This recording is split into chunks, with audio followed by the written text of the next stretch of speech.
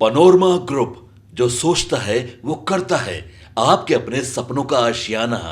नमस्कार, मेरा नाम ज्ञानेश्वर है और आपने देखना शुरू किया है लाइव सिटी। मेरे साथ रोज की तरह दिल्ली से जुड़ रहे हैं देश के जाने माने सीनियर जर्नलिस्ट अजीत द्विवेदी जी।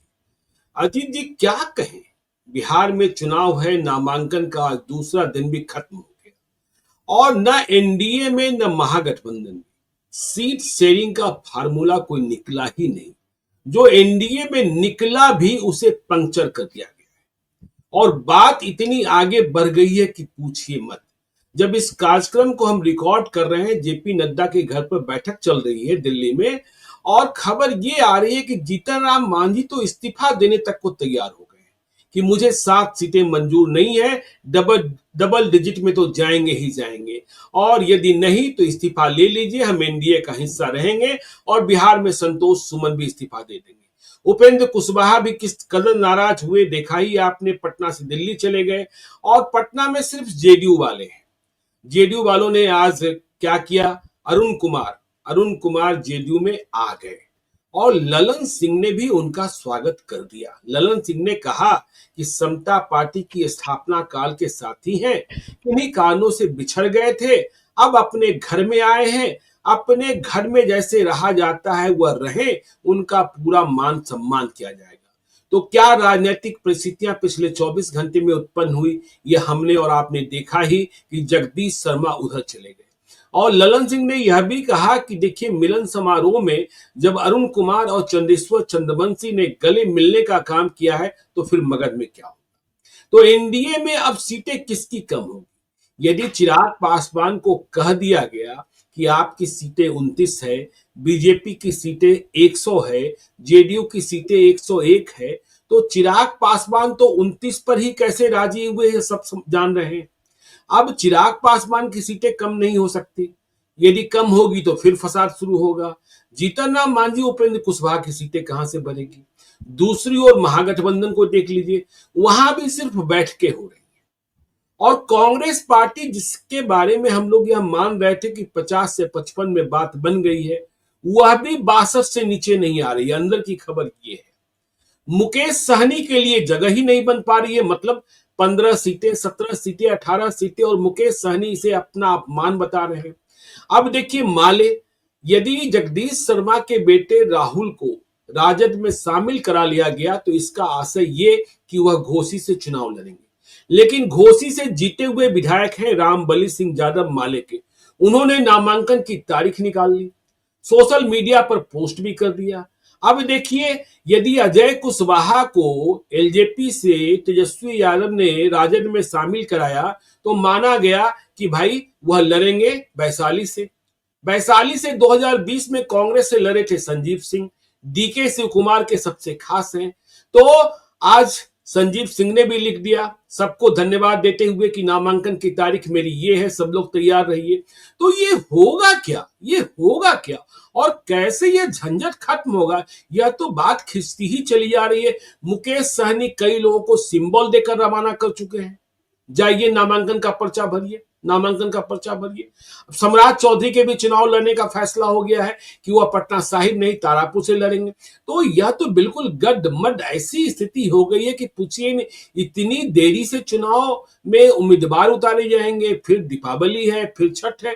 क्या लग रहा है आपको, कैसे होगा यह चुनाव और कैसे एनडीए और महागठबंधन। देखिए, एनडीए में जो कसमकस है, तेजस्वी यादव नए प्रयोग करते जा रहे हैं, भूमियार उम्मीदवारों की संख्या बढ़ती जा रही है, कुशवाहा उम्मीदवारों की संख्या बढ़ती जा रही है। मतलब वो है, यह साबित करने में लगे हैं कि आरजेडी जो मेरे नेतृत्व में अब है वह सिर्फ माई की पार्टी नहीं है। आप इसे किस रूप में देख रहे हैं अजीत जी।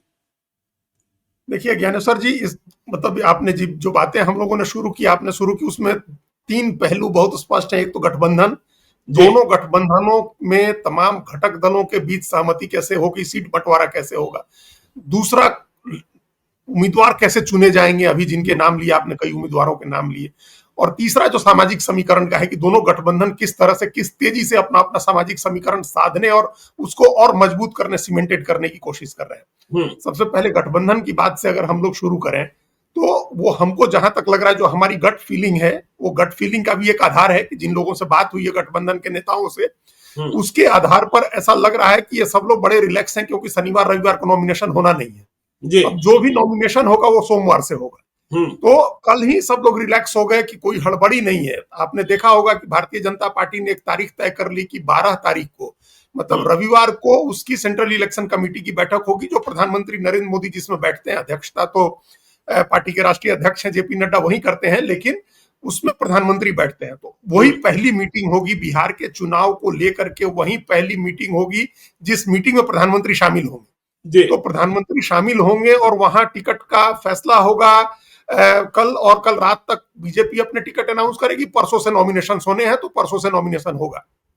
पहले 2 दिन तो निकल गए नॉमिनेशन के, शनिवार रविवार छुट्टी है, तो रविवार को बीजेपी तय करेगी और सोमवार से नॉमिनेशन होगा। तो इसी तरह से सारी पार्टियों की पोजीशनिंग, सारी पार्टियों की मीटिंग जो रिलैक्स हुआ कल से, फ्राइडे के बाद लग रहा था कि फ्राइडे को सारी चीजें घोषणा हो जाएंगी, लेकिन फ्राइडे को रिलैक्स हुआ तो उसका कारण ये था कि अगले 2 दिन तो नॉमिनेशन नहीं होने हैं। तो थोड़ा और इसमें मंथन कर लेते हैं, थोड़ी और माथापच्ची कर लेते हैं। लोग मान भी नहीं रहे थे, तो ये 2 दिन तो इस वजह से टला है। मंडे से सारी चीजें ठीक हो जाएंगी ऐसा लग रहा है। कल शाम से सारी चीजें ठीक हो जाएंगी। जी। अब आज की बैठक में जो जेपी नड्डा के घर पर की जिस बैठक की बात की, दोपहर में सारे नेता पहुंचे भारतीय जनता पार्टी के दिल्ली, उनके कोर कमेटी के तमाम लोग बैठे, प्रभारी और चुनाव प्रभारी सब लोग हैं। तो ये सबसे पहले हम लोग 2 दिन से कह रहे हैं कि उपेंद्र कुशवाहा ने कहा था कि हम सब लोगों का मामला जो है वो इंटरकनेक्टेड है लोजपा बीजेपी जेडीयू के साथ। तो रामविलास लोजपा आर का तय हो जाए तो उसके बाद सबका तय हो जाएगा। उनका लगभग तय हो गया है। अब उसमें मुश्किल यह है कि जितने पर अंदाजा था उससे ज्यादा तय होता दिख रहा है। पहले 22 सीटों की बात हो रही थी, फिर 24-25 पर जाकर के मामला रुका, 24, फिर 26 की बात हुई, अब 28-29 सीटों की बात हो रही है। तो अगर 28 या 29 सीट हो और 201 या 201 सीटें अगर बीजेपी जेडीयू की होती हैं, तो 230 सीटें तो बढ़ जाएंगी। बिल्कुल 229 या 230 सीट, उसके बाद तो सिर्फ 12 या 13 सीटें बचेंगी। बिल्कुल। तो 13 सीटों में जीतन राम मांझी और उपेंद्र कुशवाहा दोनों को एडजस्ट करना है। 7 और 6 तो 5 पर तो नहीं आएंगे। तो उपेंद्र कुशवाहा 5 भी कहा गया, लेकिन 5 पर तो नहीं आएंगे। 7 और 6 तो हो ही गया। हाँ, 7 और 6 हो गया। हाँ, 230 ऐसे हुए या 7 और 6 ऐसे, और 7 और 6 ऐसे हो गया। तो अब लेकिन न वो 7 पर राजी है, न ये 6 पर राजी है जी। हालांकि मन ही मन पार्टियां तय कर रही हैं कि अगर 7 मिलती है तो हमको किसको लड़ाना है। जीतन राम मांझी का बहुत क्लियर है कि अगर उनको 7 मिलती हैं तो 7 वही सीटें मिलेंगी जो पिछली बार लड़े थे। नहीं, तो केवल अत्री हाँ, वही एक सीट की अदला बदली है।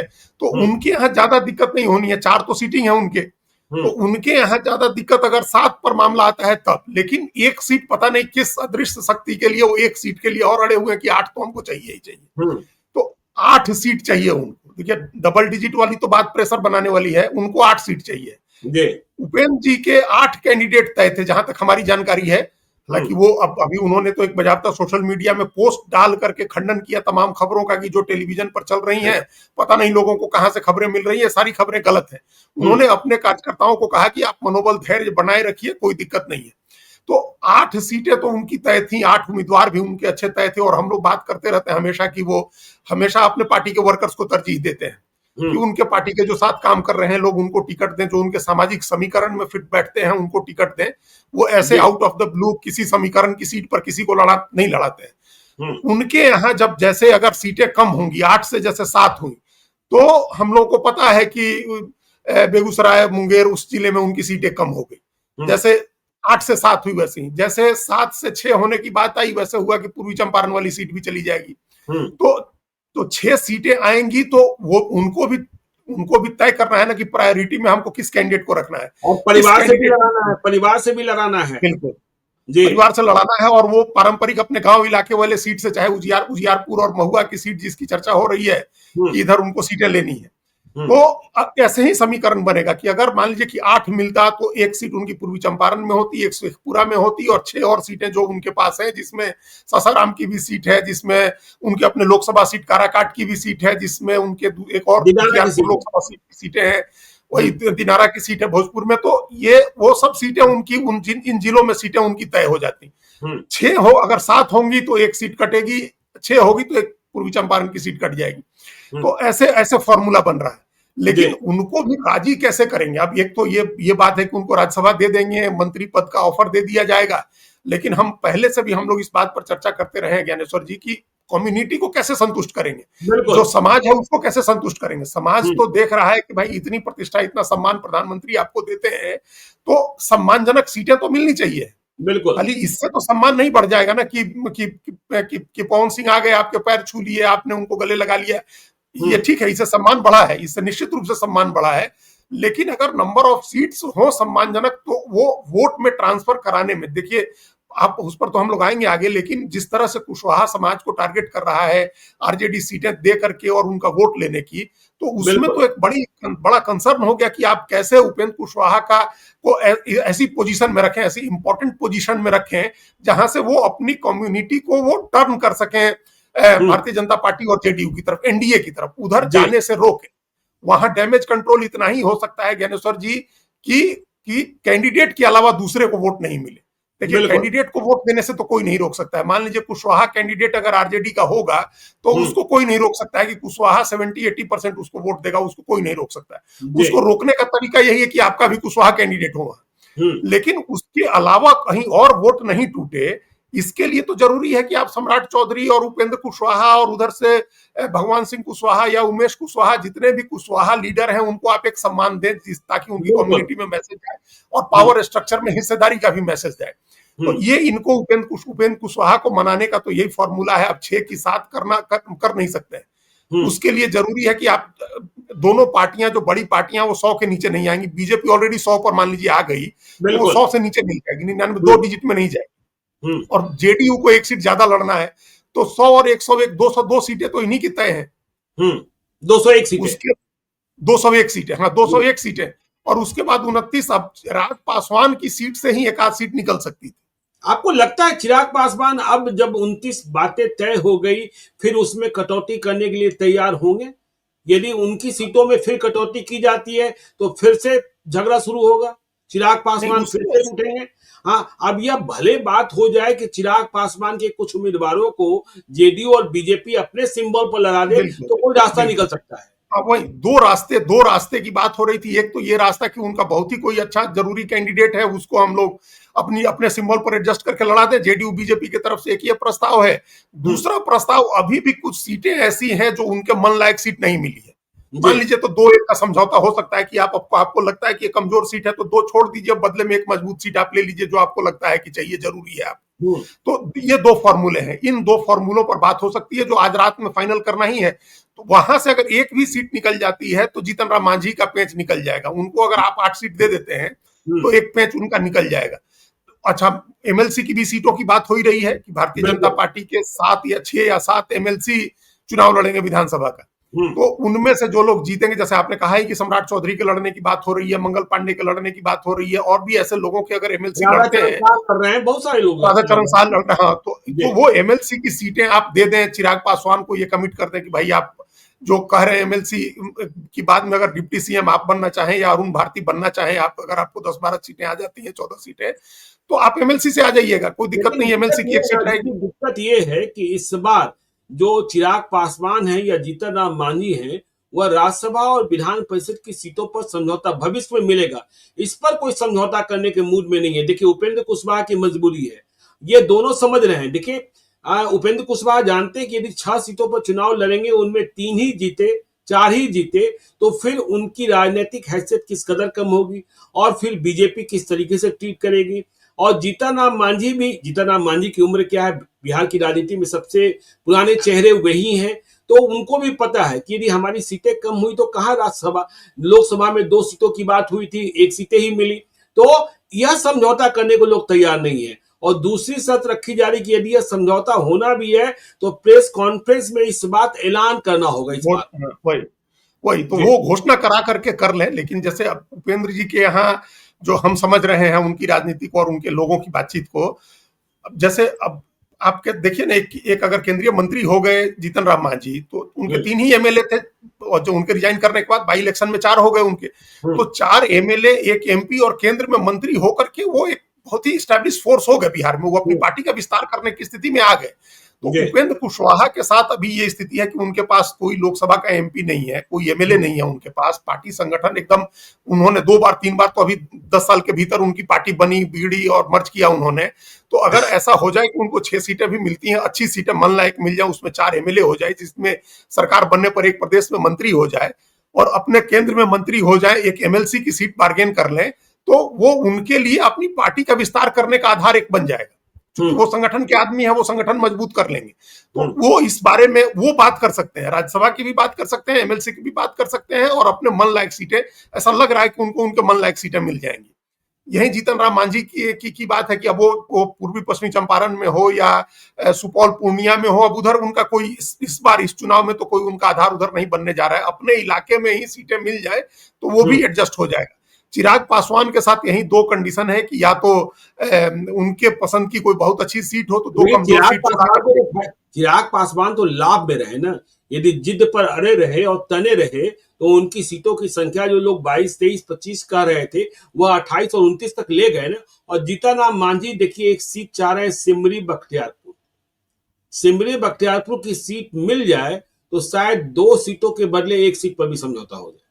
हाँ, वही कह रहे हैं कि इस तरह की बात अभी होगी, आखिरी दौर में 2 सीट के बदले 1 सीट वाली बात हो सकता है कि चिराग पासवान के सामने भी रखी जाए, ये प्रस्ताव रखा जाए। देखिए, अगर चिराग पासवान 24 या 25 के नीचे रह जाते तो शायद जीतन राम मांझी इतना नहीं तनते। जब ही जितना तने हुए हैं वो इस वजह से तने हैं कि भाई उन्होंने अपना दबाव डाल करके और अपनी सीटें इतनी बढ़ा ली, जबकि उनके पास भी 5% वोट है और मुसहर का वोट भी 3% है, और मुसहर का वोट ज्यादा कमिटेड है एनडीए के लिए और जीतन राम मांझी के लिए। तो 5% और 3% वोट है, 5% और 3%, और सीटों का अंतर इतना कि 28, 29 और 7, 8, तो जमीन आसमान का अंतर हो गया। तो वो इस वजह से तने। और एक और बात, अभी दोनों गठबंधनों के संदर्भ में, अब उस गठबंधन पर भी हम लोग थोड़ी बात कर लेंगे। दोनों गठबंधनों के संदर्भ में एक बात समझने की है कि कई बार ऐसा होता है कि आप अपने ही बनाए नैरेटिव के जाल में फंस जाते हैं। बिल्कुल। तो ये जो नैरेटिव बनाया गया कि जीतन राम मांझी को हवा दी गई इधर से जेडीयू बीजेपी की तरफ से कि आप जो है ज्यादा सीटें मांगिए ताकि चिराग पासवान की डिमांड्स को न्यूट्रलाइज किया जाए। तो अब उनको न्यूट्रलाइज करने के लिए आपने इनको बढ़ाया, तो ये सचमुच समझने लगे कि नहीं, हमारी हैसियत ज्यादा सीट की है। एकदम सेम बात उस गठबंधन में हुआ कि कांग्रेस की डिमांड्स को न्यूट्रलाइज करने के लिए आरजेडी ने मुकेश सहनी को आगे किया, उनमें हवा भरी कि आप ज्यादा सीट मांगिए, और वो सचमुच समझने लगे कि हमारी हैसियत ज्यादा सीट की है। तो अब और इसमें ट्रैप में फंस गए। अब ज्यादा सीट की हैसियत मान करके आपने ज्यादा लोगों को वादे कर दिए कि हम ज्यादा लोगों को टिकटें देंगे। उसमें आपने कुछ सीरियस और कुछ नॉन सीरियस सीटें चुन ली। सीरियस सीटें भी आपकी बहुत ज्यादा हो गई। आपने अपने जो रियल आपका जो पोजीशन है उसको आपने एनालाइज नहीं किया। देखिए, मुकेश सहनी ज्ञानेश्वर जी विधानसभा पिछला लड़े थे तो 11 सीट लड़े, बिल्कुल एनडीए में, और लोकसभा लड़े जब इंडिया ब्लॉक में तो 3 लड़े। तो 3 लोकसभा के हिसाब से आपकी 18 सीटें बनती हैं और पिछले विधानसभा के हिसाब से 11 सीटें बनती हैं। तो आरजेडी इसी पर कैलकुलेट कर रही है। जो हमने आपसे पटना में रहते हुए जो हम लोगों ने बात की थी 1 तारीख को, हमको ध्यान है 1 सितंबर को जिस दिन कांग्रेस पार्टी वाला कार्यक्रम हुआ था, उसके एक दिन पहले रात में हमने लोगों से बात हुई थी, तो यही फॉर्मूला था कि 18 है उनकी लोकसभा, 3 लड़े थे तो 18 विधानसभा और 11 ये, तो 18, 11, 29 और उसका बीच का अंक बनता है 14-15 का। तो 14-15 सीटें उनको दी जाएंगी, 15 सीट वो ले लें और अपने मन के मुताबिक उम्मीदवार लड़ाएं। उप मुख्यमंत्री के रूप में घोषणा नहीं होगी। ये बातें एकदम हॉर्सेज माउथ की हम बता रहे हैं, जो आरजेडी में भी थी, कांग्रेस में थी। लेकिन इन्होंने कांग्रेस पर दबाव बनाने के लिए जो 60 सीटें मांगी और अपना वाल्मीकि नगर की बैठक में जो 60 सीटों का एक पैरामीटर इन्होंने तय किया, तो सारे लोग, पता नहीं ये हो सकता है हकीकत समझ रहे हो मुकेश सहनी, लेकिन उनकी पार्टी के नेता वर्कर जो टिकट के दावेदार हैं वो समझने लगे कि 60 सीटें तो मांग रहे, 30-35 तो मिलेंगी ही। बिल्कुल। तो 30-35 हर आदमी 50% काट के चल रहा था, लेकिन अब उस 50% का 50% हो गया। मतलब आपने 60 मांगी और उसका 1/4 सीटें आपको ऑफर की जा रही। तो ये सचमुच, अगर आपने अपने कैंपेन को उस पिच पर आप नहीं ले गए रहे हो, तो उतना हाई पिच पर नहीं ले जाते और आप 20-25 सीटें कह रहे होते तो 15 अपमानजनक नहीं लगती। यही उनके साथ है, क्या नाम है, अपने जीतन राम मांझी की। आप एक एब्सर्ड सा लॉजिक है ये। अब आप इस लॉजिक को डिफाइन करिए कि हमको 15 सीटें इसलिए चाहिए कि हमको राज्य स्तरीय दल की मान्यता मिल जाए। भाई, राज्य स्तरीय दल की मान्यता के लिए आपको 6% वोट मिलना चाहिए। जी। 6% वोट का मतलब है कि बिहार में अगर 7 करोड़ 42 लाख वोटर है और हम्म। 60% पोल अगर अगली बार होता है तो कोई 4 लाख 4 करोड़ 30 लाख 35 लाख 4 करोड़ 40 लाख वोट होगा और हम्म। उसका 6% 24 25 लाख वोट होता है। तो आप बिल्कुल। 15 सीट लड़के 24 25 लाख वोट कहां से ले आइएगा? आपको निश्चित रूप 15 सीट लड़के तो नहीं ले आ सकते हैं, उसके लिए तो हम्म। 30 सीट लड़ना होगा। तो हम्म। ये कोई इसका लॉजिक नहीं था, लेकिन अब वो कहते थे हर जगह भाई विधानसभा की एक सीट पर आप 70 80 हजार ले आ लें, 80 हजार वोट ले आ लें या 90 हजार तो चुनाव जीत जाएंगे आप। बिल्कुल 1 लाख बिल्कुल। ले आएंगे तो पक्का ही जीत जाएंगे। तो 15 हम्म। सीट अगर लड़े और हर सीट पर 1 लाख मिले तभी 15 ही लाख हुआ, तब भी आपको राज्य स्तरीय दल की मान्यता नहीं मिल पाएगी। जी। तो ये जो फॉर्मूला था उस फॉर्मूले का कोई मतलब नहीं था। वो बार बार ये कह रहे थे हाँ 4 MLA का भी फॉर्मूला है, लेकिन वो उस आधार पर वोट का परसेंटेज भी आपको पूरा करना होता है, वो नहीं पूरा हो रहा है। उस पूरा करने के लिए अब वो ड्रीम तो चला गया, लेकिन वो जिस हाई पिच पर ले गए अपने कैंपेन को 15 20 सीट को और रामधारी सिंह दिनकर की कविता दे दो केवल 15 ग्राम, उस पिच से आपको 7 सीटें कम लग रही हैं। बिल्कुल अगर आप पिछली बार बिल्कुल। 7 सीट लड़े थे तो आपकी 7 सीटें हुई विधानसभा की और एक लोकसभा लड़े थे तो 6 सीट हुई। हम्म। आप 2 लोकसभा भी जोड़िएगा तो 12 सीट हुई। तो आपका मीन तो 6 ही 7 सीट का बनता है। बिल्कुल बिल्कुल। मीडियम नंबर आपका 6 7 सीट का ही बनता है। तो अब वो इन्होंने वो उस अपने ट्रैप में फंस के जो हमने लेकिन कहा कि कांग्रेस ये अपनी कांग्रेस भी नरेशन कहाँ के ट्रैप तैयार में हो फंस रही है? कांग्रेस सबसे बड़ी पार्टी देखिए, मतलब राजद के बाद महागठबंधन में कांग्रेस जो कर रही है 60 से नीचे नहीं आएंगे। अब कांग्रेस को कैसे समझाएं? अब राहुल गांधी सोनिया गांधी से क्या बात हुई, लालू यादव की तेजस्वी यादव की, लेकिन कांग्रेस भी तो परेशान कर रही है। और तेजस्वी यादव ने भी अब अपने उम्मीदवारों को ग्रीन सिग्नल देना शुरू कर दिया है, जाइए नामांकन के लिए तैयारी कीजिए, सिंबल यहां से आपको भेज देंगे। ये हो क्या रहा है भाई? देखिए कांग्रेस ने इसमें जो सबसे बड़ा कल्प्रिट इंडिया ब्लॉक में है वो कांग्रेस पार्टी है। हम लोग जो बार बार कहते थे पहले कि एनडीए में बहुत टाइट सिचुएशन है, वहां एल्बो रूम नहीं है और इंडिया ब्लॉक में एल्बो रूम है, वो इसलिए मान रहे थे हम लोग कि 70 सीटें कांग्रेस की जो थी वो बहुत इन्फ्लेटेड थी। कांग्रेस वहां 70 सीट के लायक उसके पास ना कैंडिडेट है, ना उसके पास संगठन है, ना उसकी तैयारी है। भाई आज तक तो कांग्रेस का प्रदेश संगठन नहीं है 7 साल से। और बिल्कुल। आप दावेदारी कर रहे हैं बिना उसके, बिना किसी जमीनी आधार के, बिना किसी संगठन के आप 70 सीटों की दावेदारी कर रहे थे। तो हम ये नॉर्मल सेंस में आप देखिएगा, नॉर्मल उसमें मतलब सोच के हिसाब से तो कांग्रेस का सीटें इन्फ्लेटेड थी और वहां एल्बो रूम था कि कांग्रेस 15 सीट छोड़ देती आराम से। और जी। और उसके हिसाब से उनकी सीटें भी कुछ छोड़ देते तेजस्वी यादव, फिर सब आदमी एडजस्ट हो जाता, उसमें कोई ज्यादा एडजस्ट करने में दिक्कत नहीं होनी थी।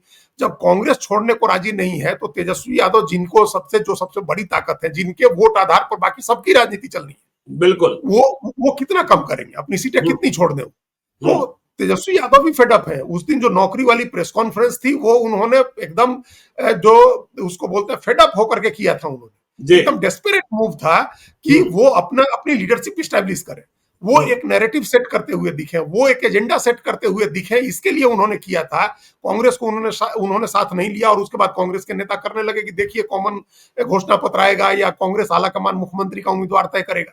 तो कांग्रेस कल्प्रिट है इस मामले में। कांग्रेस को अगर आपका जैसे लेफ्ट की मांग को लेकर के हमको कोई दिक्कत नहीं लग रही है ज्ञानेश्वर जी। लेफ्ट का स्ट्राइक रेट भी अच्छा है, उनका जमीनी आधार भी है उस इलाके में, उनका एक अनुशासित काडर है, उनके पास नेता है उनके पास। कांग्रेस के पास ये सब कुछ नहीं है। इसके बावजूद कांग्रेस जिद करके बैठी है, उसको लग रहा है कि सीपीआईएमएल और आरजेडी की ताकत से हम अपनी ताकत बढ़ा लेंगे और हम अपनी ताकत बढ़ा करके चुनाव के बाद पता नहीं क्या बार्गेन कर लेंगे। तो ये जो अभी आज कैंपेन डिरेल हुआ है, इंडिया ब्लॉक का कैंपेन कमजोर हुआ है, अभी तक उनका गठबंधन अनाउंस नहीं हुआ या सीटें तय हुई नहीं हुई, तो कल्प्रिट कांग्रेस है।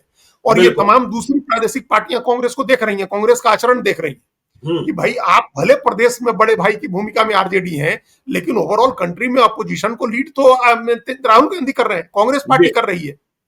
तो कांग्रेस पार्टी क्यों नहीं बात मान रही है? देखिए अगर कोई दूसरी पार्टी हो, पता नहीं आरजेडी को क्यों, या तो तेजस्वी की लीडरशिप को ये लोग हल्के में ले रहे हैं। लालू यादव होते तो नहीं होता। बिल्कुल। आप अखिलेश यादव और मायावती तो आपको डरा लेते हैं, उनके डर से तो आप डिसीजन करते हैं। जैसे अभी जो मंत्रियों को के जेल होने पर जो इस्तीफा देने वाला कानून उन्होंने पेश किया है, जो संविधान का 130वां संशोधन आया हुआ है, उस पर जेपीसी बननी है। तो कांग्रेस चाहती थी कि जेपीसी बने, हम लोग शामिल हो। ममता बनर्जी और अखिलेश यादव ने कहा कि हम नहीं शामिल होंगे, हम बाइकआउट करते हैं। तो कांग्रेस की भी मजबूरी होगी बाइकआउट करने की। बिल्कुल। आपको अखिलेश यादव और ममता बनर्जी झुका लेते हैं और आप इनके सामने, आप तेजस्वी यादव के सामने अपने तेवर दिखा रहे हैं, तेजस्वी यादव के सामने अपनी ताकत दिखा रहे हैं, ये मान के कि ये तो नए नेता हैं, कमजोर हैं, अभी बच्चे हैं, ये क्या करेंगे हमारा। हम्म। तो ऐसे नहीं हो, इस तरह से सबक सिखा दिया हेमंत सोरेन ने आपको। एक जी। मौका मिलेगा तेजस्वी यादव भी सबक सिखा देंगे। आज आज कांग्रेस की ये दुर्दशा है झारखंड में ज्ञानेश्वर जी, की उसका एक विधायक उसकी अपने आला कमान के काबू में नहीं है, जी। सारे विधायक हेमंत के काबू में, हम्म। हेमंत सोरेन के। तो उस तरह की स्थिति आप ले आ देंगे। यहाँ कांग्रेस के नेताओं से पूछिए कि वो किसके साथ लड़ना चाह रहे हैं। क्या कांग्रेस के नेता जो चुनाव लड़ना चाहते हैं वो अकेले जाएंगे चुनाव में? नहीं जाएंगे, सब नहीं जाएंगे। जिसको हम लोग यहाँ पाला पटक देना कहते हैं ना, वो सब आदमी हम्म। पाला पटक देगा। आप एक बार कांग्रेस अकेले लड़ने की सोचे, सब बिल्कुल। पाला पटक के भाग जाएंगे, कोई आपको ढंग का कैंडिडेट नहीं मिलेगा। और वही 6-7%, 8% वोट ले आइए और 3-4 सीटें आएंगी आप। हम्म।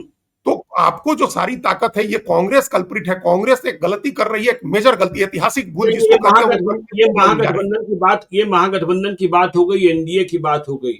आज जेडीयू ने एक दांव चला और अरुण कुमार को, देखिए अरुण कुमार के रिश्ते जेडीयू से क्या रहे, नीतीश कुमार से क्या रहे, ललन सिंह से क्या रहे, और अरुण कुमार को कितने दिन पहले जेडीयू में शामिल कराया जाना था, लेकिन रात को क्या खेला हुआ और फिर सुबह कैसे रोक दिया गया। आखिरकार आज अरुण कुमार शामिल हो ही गए और ललन सिंह भी मौजूद रहे, संजय झा भी मौजूद रहे और चंदेश्वर चंद्रवंशी और अरुण कुमार को गला मिलवाया गया। तो यह जो राजनीति है, मगध की राजनीति, जगदीश शर्मा उधर चले गए, इसे किस रूप में देख रहे हैं अजीत जी? देखिए, ये बहुत ही डेस्परेट थे लोग, जेडीयू बीजेपी के लोग। हमेशा इस बात की चर्चा करते थे लोग कि कैसे शर्मा वर्मा कॉम्बिनेशन बनेगा। शर्मा वर्मा कॉम्बिनेशन तो बिगड़ गया है। 2019 के लोकसभा चुनाव में जहानाबाद सीट पर बिगड़ा, जिसके बाद आपने वो 24 में 2019 में किसी तरह से समझौता हुआ कि चलिए 2024 में हम लोग ये नहीं करेंगे, वापस आपको टिकट मिल जाएगी, लेकिन नहीं मिली। तो उसके बाद हम लोगों ने देखा जगदीश शर्मा और राहुल शर्मा दोनों लोगों ने कैंपेन नहीं किया और जेडीयू का कैंडिडेट बड़े अंतर से हार गया। वहां सुरेंद्र यादव चुनाव जीत गए। उसके बाद से ही ये समीकरण बनाने बिठाने की कोशिश हो रही थी, लेकिन कहीं ना कहीं जेडीयू के लोगों को ये लग रहा था अंत तक कि हम लोग जगदीश शर्मा को मना के ले आ लेंगे, अंत समय तक जगदीश शर्मा आ जाएंगे। उनको ये भी लग रहा था कि अरे वो सीट कैसे मिलेगी आरजेडी को, तो वो सीट सीपीआईएमएल वाले छोड़ेंगे नहीं, तो जगदीश शर्मा मजबूरी में हमारी तरफ आ जाएंगे। ये भी एक उनकी सोच थी कि मजबूरी में आ जाएंगे लोग, या अगर मजबूरी नहीं होगी तो हम लोग उनको ले आएंगे। इसी चक्कर में रुकवाया गया था। अरुण कुमार की एंट्री पिछली बार रोकी गई थी और रोकने के समय क्या बहाना, क्या मतलब क्या आधार बनाया गया था, ये जो ललन सिंह ने भी कहा और दूसरे लोग, हाँ, सबने ये आधार भी बनाया। ये भी कहा गया कि भाई आप लोग को पता है कि वशिष्ठ बाबू को और आनंद मोहन सिंह को और इन तमाम लोगों को कि भाई आपको पता है कि अरुण कुमार ने नीतीश कुमार के लिए क्या क्या कहा हुआ है, उनको हम लोग कैसे ले आ सकते हैं। ये तमाम बातें जो है सो कही गई, उस आधार पर रोक दिया गया। लेकिन अब फिर सब कुछ आपको पता है, राजनीति में कोई ना अस्थायी दोस्त होता है ना दुश्मन होता है। तो अब उनको ले आ लिया। अब ये खबर है कि अब अतरी से लड़े चंद्रेश्वर चंद्रवंशी या जहानाबाद सीट से लड़े, लेकिन अब उस चली गई हम के खाते में, अब जहानाबाद से लड़ सकते हैं। अब जहानाबाद से तो जहानाबाद सीट से लड़े तो उस पूरे एक लोकसभा कॉन्स्टिट्यूएंसी, उस पूरे इलाके जिले की राजनीति को साधने के लिए जगदीश शर्मा और राहुल शर्मा के इंपैक्ट को न्यूट्रलाइज करने के लिए अरुण कुमार को ले आया गया है। और इसका असर ये माना जा रहा है कि एक सिंक्रोनाइजेशन हो जाएगा। अरुण कुमार के भाई ऑलरेडी एनडीए में हैं, वो जीतन राम मांझी की पार्टी से लड़ते हैं, टेकारी से एमएलए हैं। तो गया और ये जो जहानाबाद का इलाका है, बीच में अरवल भी ले लीजिए जो इसी से निकला है, ओल्ड गया डिस्ट्रिक्ट जिसको बोलते हैं, जिससे तो खैर औरंगाबाद भी इसी से निकल के बना गया से ही, लेकिन गया, जहानाबाद और अरवल को मिला करके ओल्ड गया डिस्ट्रिक्ट के में शर्मा वर्मा का कॉम्बिनेशन बनाने की एक कोशिश हुई है और पूरे ओवरऑल इस फैक्टर को न्यूट्रलाइज करना, जिसमें एक के बाद एक भूमिहार लीडर ज्वाइन कर रहे हैं आरजेडी में। मतलब संजीव ज्वाइन किए, परबत्ता इलाके में समीकरण बिगड़ा। अब बोगो सिंह आए तो आप यानी क्या पूरा बेगूसराय का समीकरण हो गया। फिर यहाँ जगदीश शर्मा आ गए, सूरजभान सिंह की के बारे में जो खबरें हैं, हाँ, तो वो, और फिर उधर तक एकदम नेपाल की तराई तक, पश्चिमी चंपारण तक, हर जगह जो है भूमिहार नेता ही लोग लेके आए, चुनाव लड़ने की तैयारी है। लेकिन आपको क्या लगता है कि देखिए अब तो घोसी की लड़ाई बहुत ही दिलचस्प हो जाएगी। जगदीश शर्मा बनाम अरुण कुमार की लड़ाई, दोनों के बेटे लड़ेंगे क्योंकि ये दोनों बड़े छत्रक हैं और घोसी की पहचान ही जगदीश शर्मा के रूप में रही है। देखिए अरुण कुमार तो हमेशा सांसद का चुनाव लड़ते रहे, लेकिन यह लड़ाई घोसी के भूमिहार भी कैसे क्या फैसला करेंगे। देखिए भले ही जगदीश शर्मा एमपी हो गए, लेकिन घोसी में लोग आज भी उन्हें ही विधायक जी कहते हैं, एमएलए साहब कहते हैं। तो यह लड़ाई भी अपने आप में दिलचस्प होगी अजीत जी। बहुत दिलचस्प होगी और इस लड़ाई का इतना बड़ा मैसेज होगा, चूंकि एक तरह से तो वो मतलब बिहार में भूमिहारों की राजधानी के तौर पर तो जहानाबाद इधर और गंगा के उस तरफ मुजफ्फरपुर को माना जाता है और इधर जहानाबाद या बेगूसराय को माना जाता है। जी तो वहां जो भूमिहार करते हैं, जो डिसाइड करेंगे, उसका मैसेज चारों तरफ जाएगा।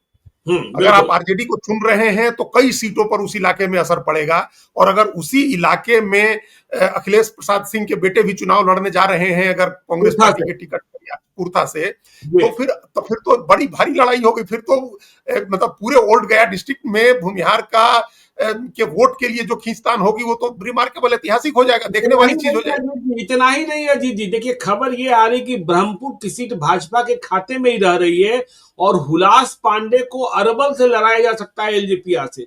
वैसे अरबल में सुनील यादव एक पुराने दावेदार हैं चिराग पासवान के पास, तो सोचिए हुलास पांडे, जगदीश शर्मा, अरुण कुमार, तमाम अखिलेश नेताओं प्रसाद की सिंह, हाँ। अखिलेश प्रसाद सिंह के बेटे आकाश कुर्था से राजद के होंगे, कांग्रेस के होंगे, या तो देखिए जब उम्मीदवारों की सूचना मतलब सूची जारी होगी तो मालूम होगा, राइट। लेकिन मजेदार लड़ाई होगी यह।